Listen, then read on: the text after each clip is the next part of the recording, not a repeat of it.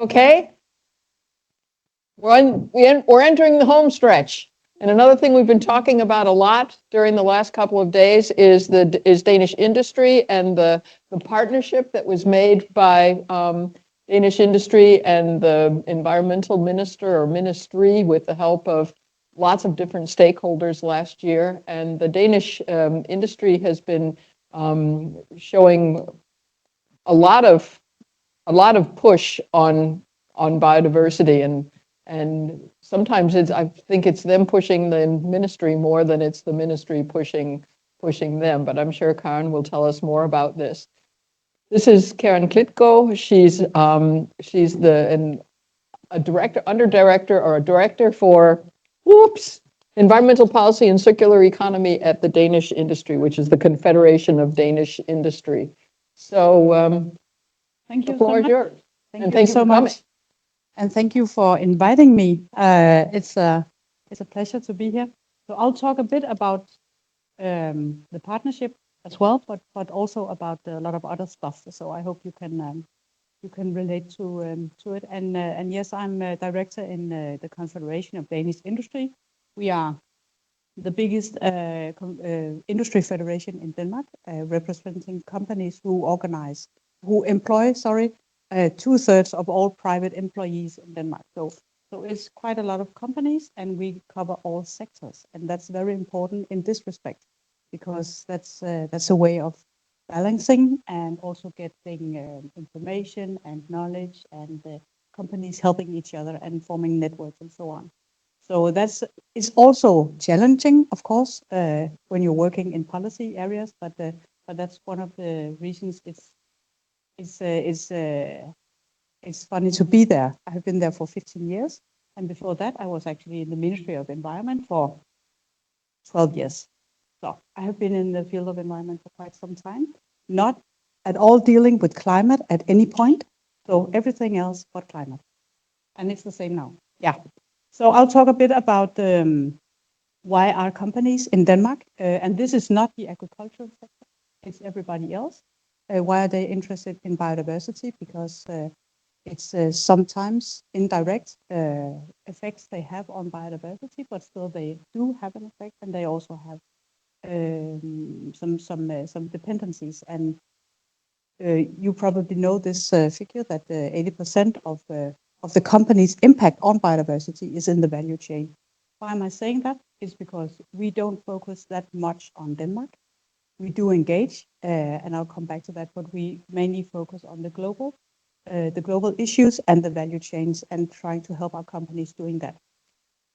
And I think we have met a very strong engagement from our companies, and it's not just because we have legal obligations to report on water, financial issues, biodiversity, and so on. It's also because many of the companies, they want to do good. They are owned by people who also have children and grandchildren, and it's unbearable to see that we don't have a suitable environment to pass on. And I actually think that's quite that drives the engagement from companies. And it's not just the 50% that the biodiversity delivers to BNP, to GDP. And of course, we are. That's a very good figure. It creates an access even to the Ministry of Finance. But still, it's also the wish to do better. It's also a wish to develop the company's business models. So there are many reasons for companies to try to go this way. Is it still difficult? Yes, it is. Is it still driven by legislation? Yes, it is. But it's also an honest engagement from companies. So I think I have proven that point now. I will talk a bit about legislation and politics. I'll talk a bit about engagement, our engagement in partnerships, and mostly the biodiversity partnership. And the last point I have forgotten right now, but we'll get back to it. So fortunately, I have a slide. So you know this background of legislation in the EU and in Denmark.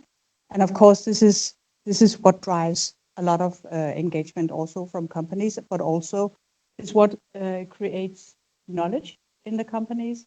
And some places also, I have to admit, a bit of panic, because how are they going to measure biodiversity? How are they going to measure concretely how they affect or are dependent on biodiversity? But still, this is also why we engage in it. It's not only because the companies has to do it, but because we, of course, want to influence the legislative processes.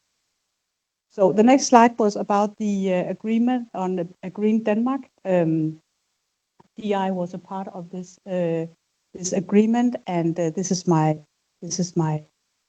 director standing in the middle of the picture here. And I think I said in the beginning, we don't focus that much on Denmark. Of course, we do a bit. I think the main reason we were there is because we could contribute to create bridges in the room, because of course there was different parties that were not that aligned at the beginning. And as you said, it took a lot of time. So it took a lot of time to create a sort of a level playing field where you could have some agreement upon. Is it a good agreement? We think it is. It's the best we could get at this point, but it is also just the starting point. The Biodiversity Act, I will just move into why is this important. It is also important because we have a lot of use for land in Denmark that is not agricultural land, so companies also have a wish to develop. But we do have room for biodiversity. We also have room for much more strict legislation on biodiversity, and I think it could actually make it much more easy for both for all companies to be a part of Denmark if we have a strong law on biodiversity, so you know what to do, where to do it, and which area are strictly forbidden to produce it, for example. We have, of course, some wishes for it, but I think also the discussion on where are we today, the government being not in agreement with the council is it's a bit strange situation, but let's see how it will turn out. We have made policy recommendations, and I think actually I have brought one with me. We have a lot of concrete recommendations for how to preserve nature in Denmark, but also how do we do this in a global scale? How do we get more knowledge, and how do we work in sectors? Because the building sector is quite different from the agricultural sector and quite different from pharmaceuticals. So we have to look across these sectors and come up with some concrete recommendations, and we have that in our policy and action plan. Our ambition is that companies in Denmark should be the best. And last time I said that, I think there were some in this room who were there, and I was challenged quite a bit on that point. But we need to be ambitious also on the knowledge we have, on the solutions we provide, because companies can provide both financial means, but also concrete solutions to some of these challenges we face right now. But it's also sort of a way to develop new business models. We have been talking a lot in DI around nature positive business models. How does that look like? We have a lot of inputs on that, but I think it's a difficult concept to grasp. But there's a lot of companies willing actually to try to learn how that is. This is the overview of the recommendations. As you can see, we are going to we are in the specific sectors, but also have some cross-cutting efforts, and one of them is around partnerships. And and I'll dive into that now. So I will skip this one, just an example of concrete sector initiatives taken from DI perspective. The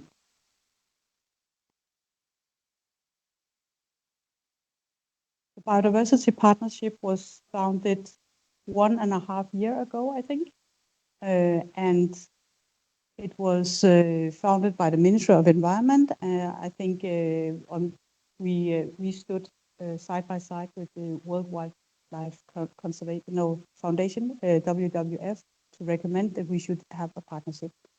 Some of you know that we had a lot of climate partnerships in Denmark, I think 11 or 12, and we recommended that only we should build on that experience, but only have one on biodiversity. And that was what was established by the minister. And we were 22 parties, I think, in the same room.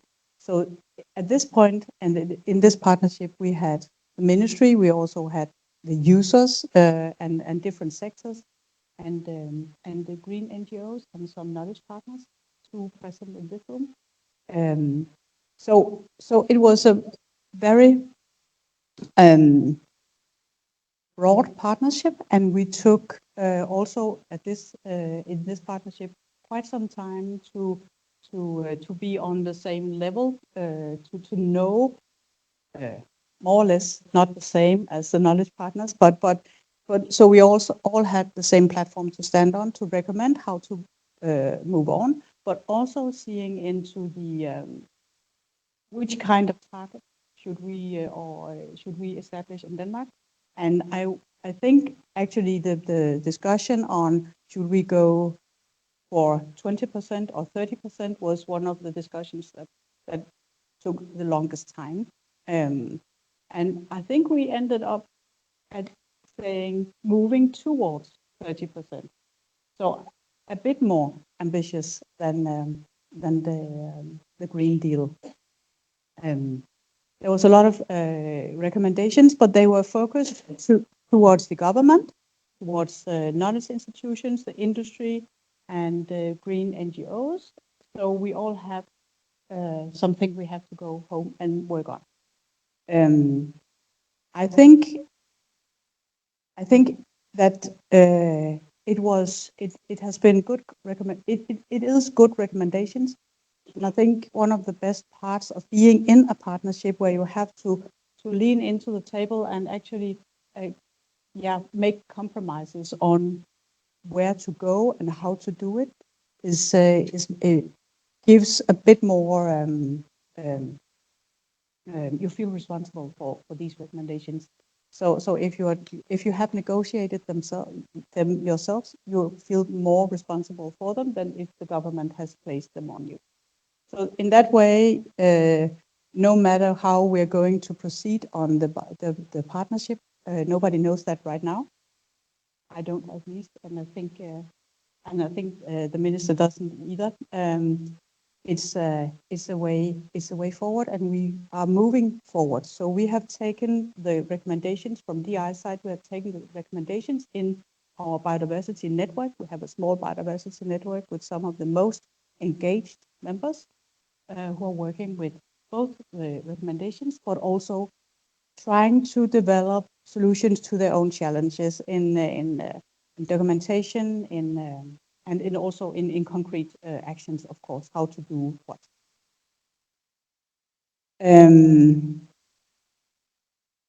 Yes, we also have made a project on gathering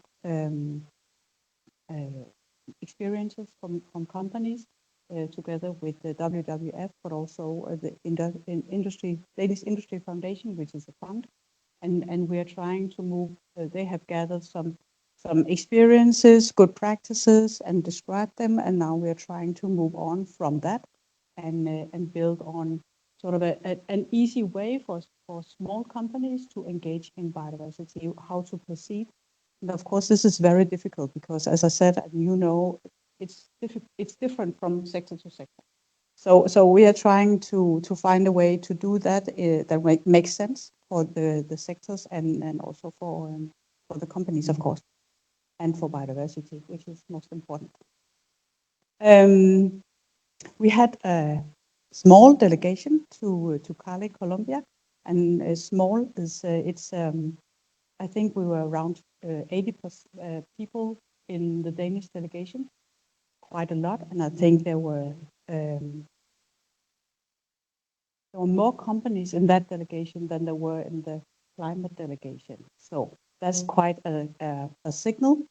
We went there both to support, of course, the companies who went there, but also to tell about the experiences in the partnerships and also the Green Deal, and had good discussions with a lot of different stakeholders. And this is quite it's interesting. From a few years back, the delegation was a huge group from the ministry negotiating, and a small group of NGOs, companies, and so on. This time it was completely different. A very small group from the ministry and a huge delegation from everybody else. So that was, and a lot of financial institutions, and actually that was a lot of the discussions in Cali was on financial instruments. How are we going to finance it?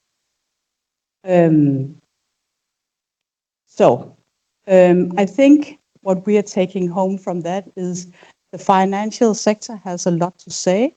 They are also helping us creating data and knowledge about the activities you have in the industrial sector, and thereby also helping us taking action, because in the end, of course, that is the most important thing. We are also working with the EUDR, and we came home from Cali actually having better connections with some of the producers in Colombia and other places in South America, and trying to establish partnerships with them so we can help them actually also help us comply with the EUDR. That's not so easy because smallholders are challenged in the reporting requirements. And what are we going to do next? I think for us, we need to review the legislation in Denmark and also the implementation of legislation from the European Union, because we are facing some barriers to actually implement and do good for nature and biodiversity. I'm not sure that will be so easy to convince the government to do, but at least maybe it could be a part of actually establishing a new nature and biodiversity law, screening some of the other laws, and removing some of these barriers. We have we have a very strange example right now where you have a huge area with old pollution, and they cannot clean it up because they have to make an environmental assessment that the cleaning up will actually make the conditions for nature better. Of course it will. So you have some very strange dilemmas sometimes. So you have to do something about it. Climate change adaptation is another issue where you have dilemmas. Can you actually protect the nature you want to protect? Yes or no? Or can you not protect it, and then it will be changed or even destroyed by climate change anyhow? So it's quite it's dilemmas. So, and of course we would also like a biodiversity partnership number 2. I think actually if you look at the Green Deal and the partnership as two ways of working with biodiversity on an engagement with stakeholders, you can see the Green Deal is focused on Denmark, and the partnership could be focused on the global issues. I think that could be a way to move forward. And actually, the partnerships recommendations was published before the Green Deal, so it's they have a lot of the same recommendations. Yeah, and the Nature and Biodiversity Act, I have said that already, I think. I think that was it from me.